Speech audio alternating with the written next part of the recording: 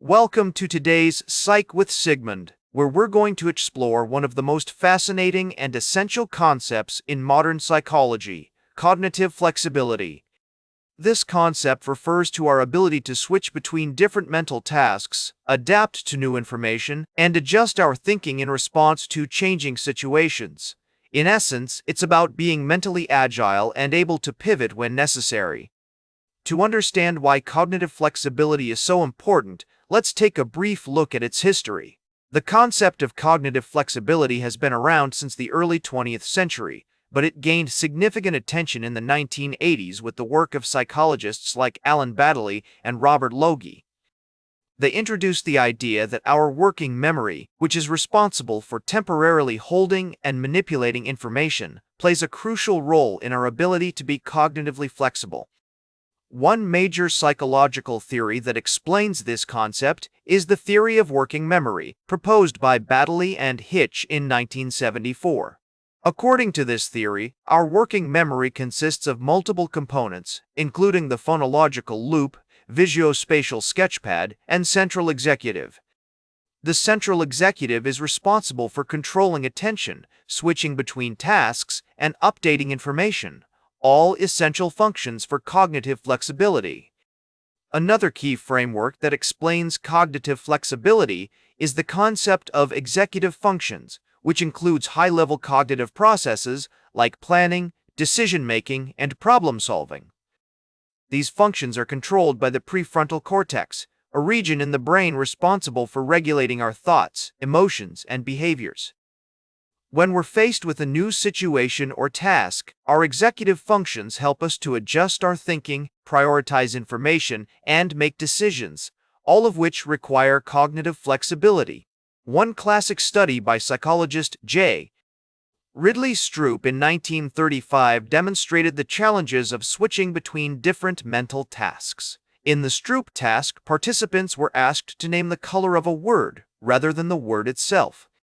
When the word and color didn't match, participants took longer to respond and made more errors, illustrating the difficulties of switching between different mental tasks. More recent research has explored the neural basis of cognitive flexibility using neuroimaging techniques like functional magnetic resonance imaging.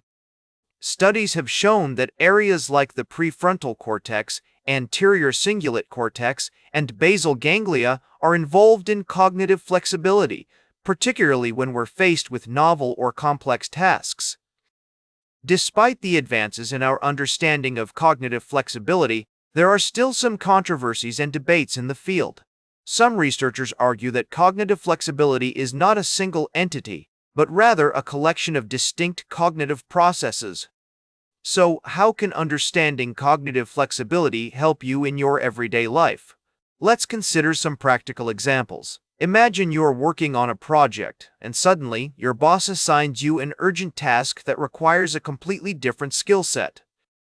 Someone with high cognitive flexibility would quickly adjust their focus, prioritize tasks, and efficiently switch between the original project and the new assignment without significant loss in productivity or accuracy. In therapeutic settings, enhancing cognitive flexibility is a goal of certain interventions, such as cognitive behavioral therapy, which helps individuals become more adaptable in their thinking. This can be particularly beneficial for people dealing with rigid thought patterns associated with conditions like obsessive-compulsive disorder or depression. For instance, a person with OCD might have difficulty adjusting their daily routine due to rigid thinking patterns. CBT can help them develop greater cognitive flexibility, enabling them to adapt to changes and challenges more effectively. To illustrate this concept further, let's consider the example of a professional musician who needs to switch between different musical styles or genres. A musician with high cognitive flexibility would be able to effortlessly transition from playing classical music to jazz or rock, whereas someone with lower cognitive flexibility might struggle to adjust their playing style.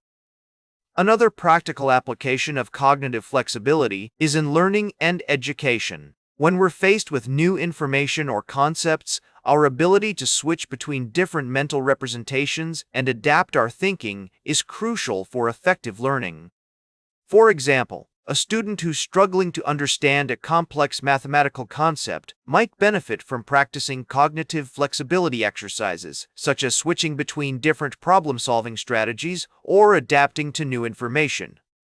In conclusion, cognitive flexibility is a powerful concept that underpins our ability to learn, adapt, and thrive in an ever-changing world.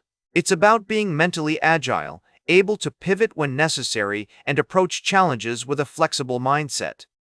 By understanding and cultivating cognitive flexibility, we can improve our problem-solving skills, enhance our creativity, and develop greater resilience in the face of adversity.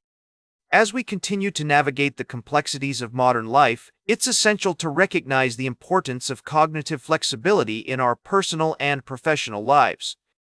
Whether you're a student, a professional, or simply looking to improve your mental agility, practicing cognitive flexibility exercises and adapting to new situations can have a significant impact on your overall well-being. That's all for today's episode of Psych with Sigmund. Thanks for joining me on this exploration of cognitive flexibility. I hope you've gained a deeper understanding of this essential concept and how it applies to your life. References: Baddeley A.D. and Hitch, G.E., Working Memory. In G.H. Bauer, The Psychology of Learning and Motivation. New York, Academic Press. Stroop, J.R. Studies of Interference in Serial Verbal Reactions.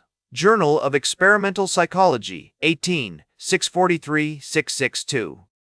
Note: this script is a fictional representation of a podcast episode and is not intended to be taken as an actual academic or scientific publication. Remember to like, share, and subscribe, and until next time, may your ego find balance between pleasure and reality.